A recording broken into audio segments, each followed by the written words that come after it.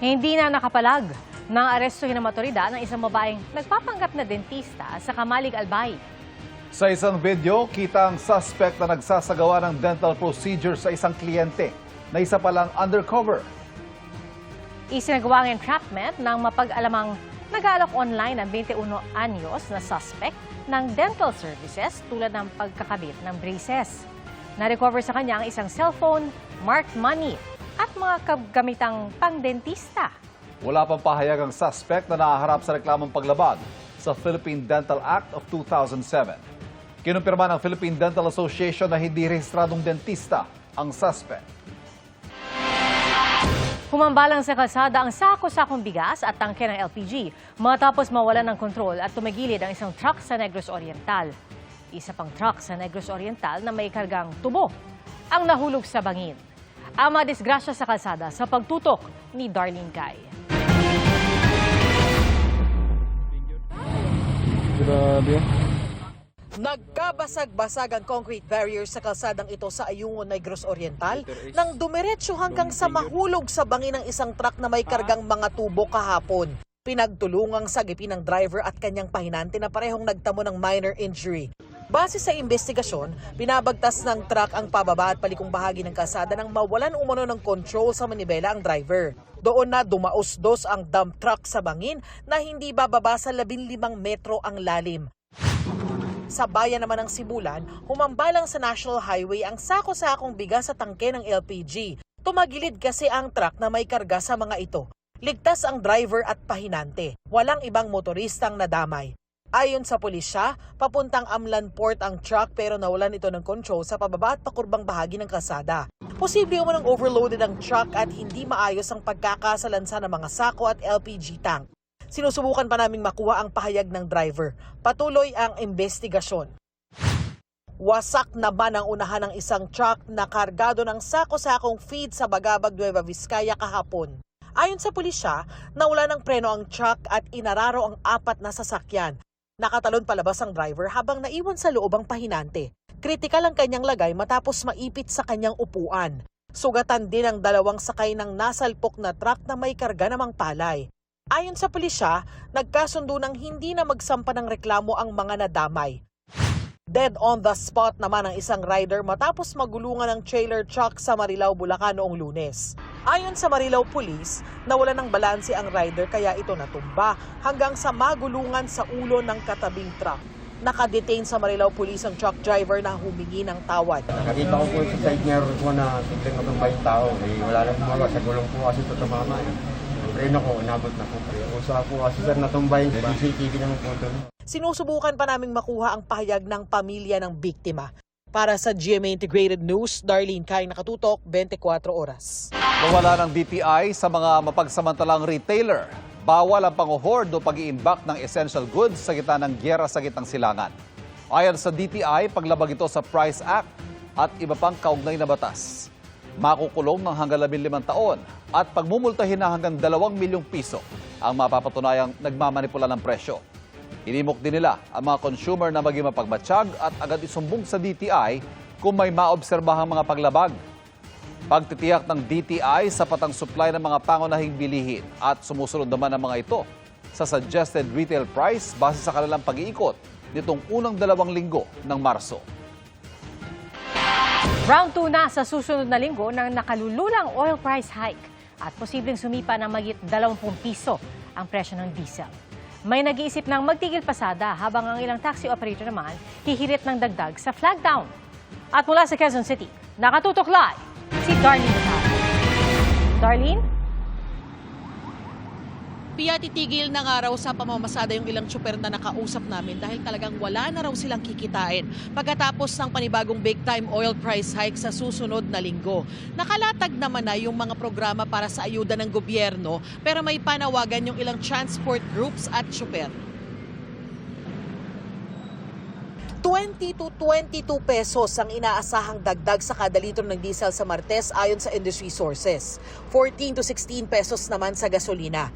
Hindi pa naglalabas ang Department of Energy ng opisyal na estimate at ng anunsyo kung pumayag muli ang oil companies na utay-utayin ang dagdag singil. Matapos ang round 1 ng mega oil price hike noong isang linggo, batay sa kwenta ng GMA Integrated News Research, naglalaro ngayon ang gasolina sa 57 to 84 pesos per liter. Sa diesel, 66 to 90 pesos. Sa kerosene, lagpas 100 pesos.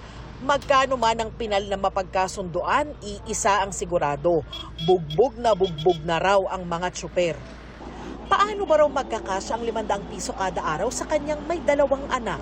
Kaya baka tumigil na raw siya sa pagpasada sa susunod na linggo. Ang taxi driver na si Jesus, hindi na umaabot sa 500 piso ang kita kada araw dahil sa sobrang mahal ng langis. Kaya nananawagan ng Philippine National Taxi Operators Association o PNTOA ng pagtaas ng singil sa flagdown at kada metro. May panawagan din ang samahan ng mga TNVS. Yung transport network company naman, kung nasaan nagdadrive yung ating mga driver, baka naman po pwedeng bawasan ang komisyon nila. Tayo po, ang request natin, yung 10% okay na kasi may 10%. mga transport network company naman na 10%. Naunang inanunsyo ng DSWD o Department of Social Welfare and Development ang pamimigay ng tig 5,000 pisong ayuda para sa tricycle drivers simula Martes. Sabi naman ng DSWD, susunod na ang iba pang nasa sektor ng transportasyon gaya ng mga driver ng jeep, bus, taxi, TNVS at mga motorcycle taxi at delivery rider.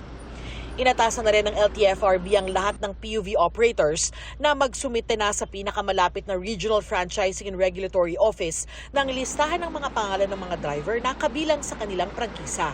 Para raw ito mapabilis ang paghahanda at implementasyon ng fuel subsidy program.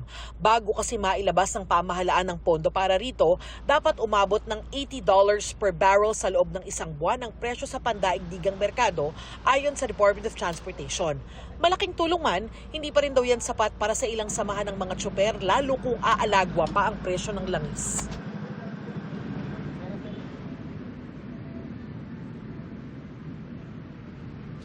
Nauna nang sinabi ni Transportation Secretary Giovanni Lopez na maaaring sa susunod na linggo ay maglabas na ng desisyon kaugnay sa mga petisyon sa dagdag pasahe sa mga pampublikong sasakyan. Yan ang latest mula rito sa Quezon City. Balik sa iyo, Pia. Maraming salamat, Darlene Kai. Dahil kalbaryo sa mga motorista, ang mahal na petrolyo, doble kayod sila para may matira pa sa kita at may uwi sa kanilang pamilya. Kaya marami ang naantig sa tagpong ito sa pagitan ng isang pasahero at tricycle driver na isang lola. 540. Po? 540 ngayon. Ang mahal. Oo, laki na itinaas mo eh. Ito po, pang 2 full tank nyo. Yan. 1-1. Full tank na yun ng 2. Bakit? Inilarawan din ng uploader na si Mervin ang mga rider at tsuper bilang mga tunay na bayani ng kalsada.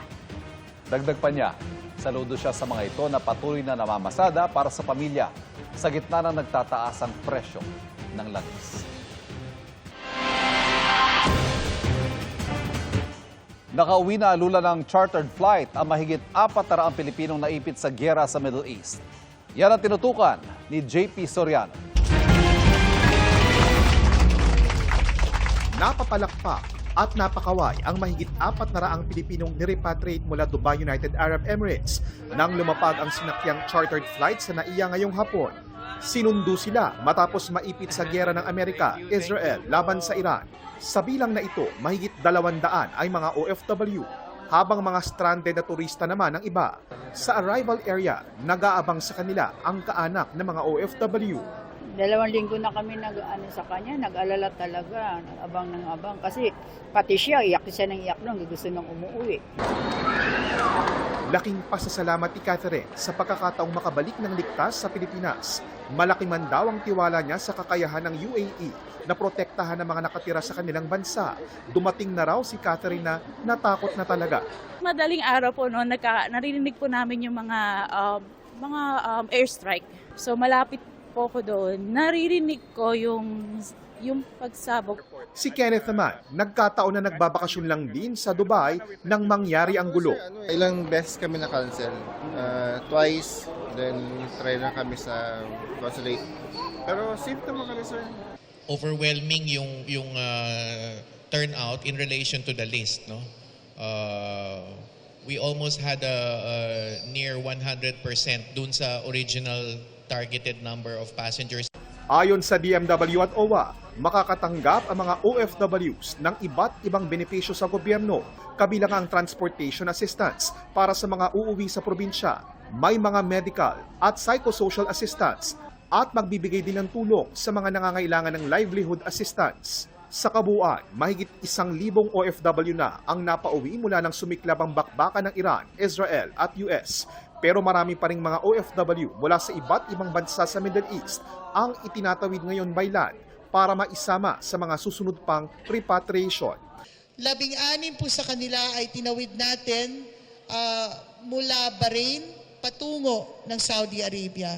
After po nito, meron din po tayong mga first flights from Saudi Arabia ng mga tinawid natin from Kuwait na ating mga kababayan. Ayon sa DMW, patuloy ang pagpapalista nila ng mga Pilipino na gusto nang umuwi mula sa Middle East. Bukas naman araw ng linggo, inaasang babalik na rin sa Pilipinas ang ikalawang chartered flight ng gobyerno ng Pilipinas, sakay naman na mahigit 300 OFWs galing naman sa Saudi Arabia.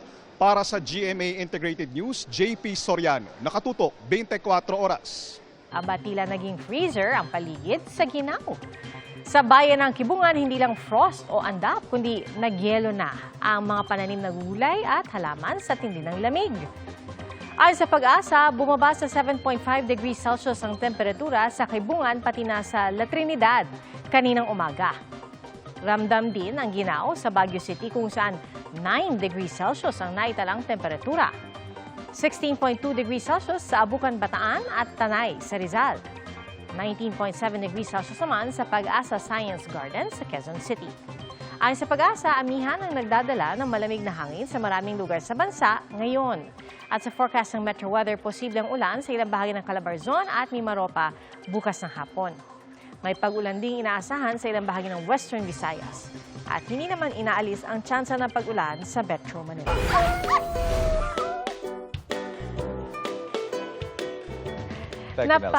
Thank you, Nelson.